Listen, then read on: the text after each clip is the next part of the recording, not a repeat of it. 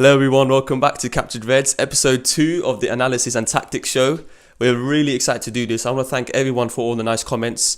We got Amin Salah, we talked about Naby Keita, Liverpool's form, Milner, Shaqiri, Sturridge, everything. So that was really good today. And I'm really excited to do this one actually.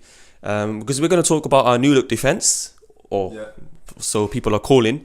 But we're just going to talk a little bit about the Palace and Brighton game, because it was Eid. And we didn't do it. Eid Mubarak to all our supporters. 2 clean sheets. You were there at Palace away. Yeah. That was a really good one. What do you think about that? Yeah, well, it was really good. You know, I think we didn't play that great. Like we didn't play that great against Brighton. But the main thing at this stage of the season is 3 points, isn't it? Yeah. And the fact that we've kept clean sheets for 3 games in a row right now, things are just looking like... You know, the main criticism of Liverpool over the years has been when they play bad, they lose or they draw. Yeah. And this season, it looks like when we play bad, we can grind out wins. Mm-hmm. And that's... When we're not at our best. Yeah, when we're not at our best. Yeah, exactly. We haven't been shit, have we? It's not like we've been shit, we've been winning games. We've been playing okay and winning games. West Ham, we played really well, but the other two have been, you know, a bit more of a slog, but we got over the line at the end of the day. And the fact that we haven't seen the best of the Liverpool team yet at all is really quite frightening, especially for the other teams as well. You know, I think when we hit form this season, it will be something special. I think. Yeah. It's a good start. It's a good start. Of course, three wins out of 3 is the best start you can get. And obviously, I was at Brighton as well, and Brighton gave it a good go, and they defended really well. And look, this is the same team that beat Manchester United 3-1, and of course, it's difficult. And there's no game is easy, and Brighton, they deserve credit after everything we'll be pointing out Mourinho and Manchester United, but Brighton played well, and Pascal Gross was a man, and he almost scored, and Alisson, and he just looked more calm on Alisson as well. And one thing I could say also, I'm just going to shout out at the Anfield Wrap, I think it was Pope who said it. He said that half these players are having a pre-season because the World Cup's coming, and believe it or not, Mourinho, he has come out and said, you know, I don't have half my players. The way he's saying it is a bit wrong, but he is technically right, you know, because he has got his players, you know, France, Pogba, whatever, Lukaku, Guardiola. He didn't get any of his players. He didn't have Sane, and he's not even playing Sane. Mm-hmm. I mean, it's a bit of a madness there. Chelsea themselves, Eden Hazard, Tottenham, Harry Kane, they don't have their players, and they're just having a pre-season. Firmino, I mean, we haven't seen the best out of him, but off the ball, he's been superb. Yeah. So it's like these 3 games, they're just gelling in, and Liverpool are doing that, and the fact that we've got 3 points, or 3 wins rather, out of 3, just shows how well Liverpool have done. So exciting times, but we've got a really, really tough September. Obviously, if you watch the video, check out our reaction to the Champions League and Carabao Cup draw, obviously, because we've now got Chelsea as well, which is another tough game. But yeah, good times, as you said. But let's get started into the analysis now. And we're going to talk about Virgil van Dijk. He's my favourite. He really is, in my opinion, the best centre-back in the league. You can say Alderweireld of Vertonghen, and they're probably up there. But I want to actually talk about this goal, actually. The second goal, 92nd minute. It wasn't, to be honest, I wasn't really worried about much in the game. But when Lallana gave that free kick away, it was so stupid of him. And I like to back Lallana. I think he's a good player. But that's not going to help him. The fans are not going to like that either. He gave away the foul. And Van Dijk, believe it or not, cleared the ball. And now, the corner, obviously, because he headed it out, I believe. Now, here's the zonal setup. We have here Gini, Wijnaldum, Gomez, Firmino, and Van Dijk as the last man. Robertson, I'm not sure, but I'm assuming he's man marking. Because we have done zonal and man marking at the same time. But I believe he's the only one man marking there. We've got Trent. I believe that's Lallana and Henderson, and of course the front 2. Now, my concerns was actually, because the debate came from Jamie Redknapp and Carragher, is will Van Dijk sort Liverpool's problem straight away from a set piece? And at the time I was with Jamie Carragher, you know, because I thought maybe we should sign one more. We weren't confident in Lovren and whoever else we had, Clavan or whatever. But he has sorted it out. That's the truth. And Jamie Redknapp is right again. I feel strange for 2 episodes running. I'm praising Jamie Redknapp. But he is correct. But I always felt that, for me, Van Dijk should be where Firmino and Gomez is, in the middle. But when the ball comes in, it's an awkward area because it's zonal, because you're not man marking. And it can come in where Alisson is, but at the time, obviously, we had Karius. And so many times, we've seen time and time after again, on the Rodgers where ever since we've had mini lane Karius, flapping in the box. They don't punch the ball well. I mean, they don't clear it, and they score the goal, of course. And I think Klopp, I mean, it's like we're praising Karius here. Karius probably dealt with it okay-wise, because Van Dijk wasn't that man in the middle. He's never has been. He's always been that last man. But one thing Van Dijk can do is, in that position, if the cross goes in, it could be an awkward one for Firmino or Gomez. And there's no man on Van Dijk. No one wants to go past toe-to-toe with Van Dijk there. Let's be honest. And I don't think anyone has. I can't remember anything. And Van Dijk can head the ball away because it's zoned anyway. He's not man marking.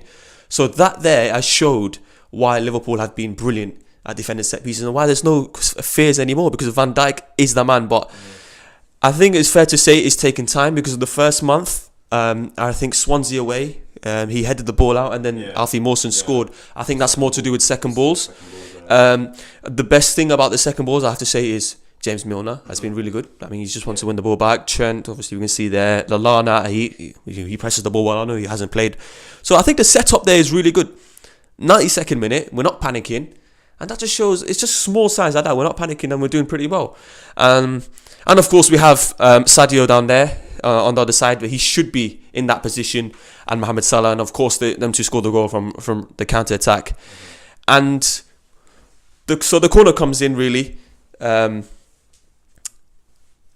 nervy times, it is really. We can't see the ball here too well. But the cross comes in, and it's Tompkins and Van Dijk. You can see there, it's a bit blurry, but as you see, he just deads him off, isn't it? It's just brilliant. Tompkins and Sakho have been pretty decent for Crystal Palace, but he just deads him off. And then the counter-attack goes, and we're running. And the best thing about this, actually, is he wins the header. If you go to the next one, actually, he wins the header, and obviously we can't show any videos, but that's Van Dijk already, and he's won the header. I mean, honestly, he's just the beast. I've just fanboying of him now, but it's brilliant. The way he wins the header, and he's running. Van Aanholt, I'm not sure who that person is.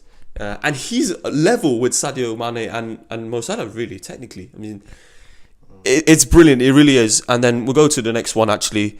Here it is. I'm just going to zoom in on this one. You won't be able to see properly with his little arms. His arms is up, and he knows Sadio Mane scored. Actually, when it actually happens, when Sadio Mane goes around, Hennessy, I think, was in goal. It was just a bit of, I just thought, because Salah already we didn't miss a one-on-one. Wan-Bissaka fouled him, but second one we won. Van Dijk knew all that time. There's a video on Liverpool's YouTube, Inside Anfield, when they do every home game. I think Chamberlain picked the ball up, and before it even went to Salah, his arms was up. A real leader, a fantastic defender. I'm so happy. Some people will say, stuff like, if Tottenham lost Kane, then they're screwed. If Chelsea lost Hazard, they're screwed. If we lost Van Dijk, we are in trouble. And now, just coming here, bring you into it now, Salah, to talk about the stats of Liverpool.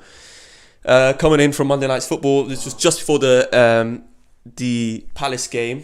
A couple of new stats, so 32 games instead, and 74 shots on target. I'm assuming that's still first. We'll just roughly underestimate it. The stats there just shows volumes, doesn't it? I think one of my mates actually said it. Shout out to him, he knows who he is. He said Liverpool did not spend 75 million on Van Dijk. They spent it to improve their whole back four. I mean, he's 100% spot on, and it's been brilliant. I'm really pleased. It's great to see, and of course, 3 clean sheets.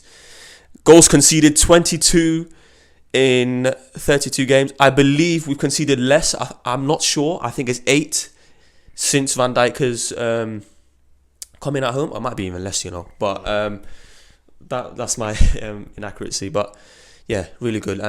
And just not him who's improved. He's improved Joe Gomez and Dejan Lovren. And Salah, I know you want to speak about that. What do you think of Joe Gomez? We did speak about him before the game. We had some doubts, but he's done really well. Yeah. I think Joe. It's a really big chance for him this season. Obviously, Lovren with the injury. So he's come in and really he knows that Klopp's the kind of manager where if you have a good run in the game of games in the team, you'll keep your place. You see that with Wijnaldum already this season. No one expected him to start in the 6 and keep his place for the first 3 games. So with Gomez, what he's done is really taken this opportunity by the scruff of the neck. you know, in certain games, what he gives you, which Lovren doesn't, for how good Lovren has actually been, to be fair to him, ever since that Tottenham game at Wembley, what Gomez does give you is that he played right back last season. So when Trent is going bombing on forward, he can fill in there and he's quite comfortable out wide as well. And what another thing he gives you as well is that pace on the recovery. You've seen against Palace a few times. I was there actually. A few times where Trent got exposed by Zaha. And time again, Gomez was there covering the space and just making a vital interception, a vital block, a vital tackle. You know, and you know his pace is something that is really, really, really important. That's Zaha, yeah. Whether it was second half or not, I don't remember. Yeah, it was. It's just amazing. It's just amazing. It just shows how comfortable he is at centre half, you know, and obviously after that game for England, I think he was playing in the 3 actually against Brazil, but I think more people saw the quality of Joe Gomez at centre half. You know, he's been riddled with injuries. Even better news today, actually, the England squad was announced. Yeah, exactly, and he deserved it. And I honestly think he would have gone to the World Cup if he didn't get injured because he was playing well. He was playing really well before that. It's just unlucky for him, but you know. Gomez is showing so far. Fingers crossed he keeps it up. That you know that he's assured at centre half. He looks decent on the ball as well. A few times he comes out with the ball. I remember once against Palace actually. Everyone thought he was going to lose the ball and he just glided past about 2 players and just picked a really good pass. So he seems like he's maturing a lot in that role. And you know, I just think the future is really bright with Gomez playing alongside Van Dijk, the perfect centre back partner for him in his development at the position. So yeah, man, I'm really happy with Gomez, and I think that it's only onwards and upwards for him right now at Liverpool. 100%. I mean, we just keep looking at this stat: 22 goals conceded, 32 games, and our home form. Actually, I've just remembered that we haven't conceded at home in the Premier League since West Ham when we won 4-1. I think Torino pre-season, we're not going to count that. That stat is just amazing. And you're right with Joe Gomez again. He's a brilliant young lad, actually. Play right back. He actually went left back as well, obviously, if you remember, under Rodgers. So, I'm really pleased with him. I'm not Lovren's biggest fan. I never will be. I'm pleased with what he's done. But Joe, I just hope you cement your place in the team. But he's got a real tough test this month as well. So. But then again, like I've been explaining about Virgil van Dijk, the qualities he brings, the leadership he brings, the skills, and the fact that for me he is the best centre back in the league. I mean, it's class, and it really is. Would you say it's a new look defence for Liverpool? Yeah, to be honest, I would say that Van Dijk's impact alone has raised the game of all the defenders around him. And you know, before he came in, everyone knew it was a massive signing, but I don't think anyone really thought he would have the impact that he's had on Liverpool's back line, especially. You know, I think that people like even Moreno, before Robertson was in the team, Moreno next to Van Dijk just looked a lot better. Obviously, Robertson now is just for me one of the best left backs in the league, 100%. You know, and then people like Gomez, Lovren as well. Lovren, who looked really, really shaky in parts last season. When Van Dijk did come in and was next to him and they established that partnership, Van Dijk made Lovren look really good. And to be fair to Lovren as well, he did raise his game and was performing at a higher level. So, and obviously Trent as well, he's young. He's really young, but Trent is looking really, really promising right now as well. So, you know, I think the impact he's had is just amazing on this Liverpool team, and it shouldn't be underestimated as well. You know, people talk about the fee, but the way I look at it is that you spend 75 million on a centre half. Now, if you spend that kind of money, you want him to have an impact. You could only dream of him to have the impact that he's actually had on Liverpool right now.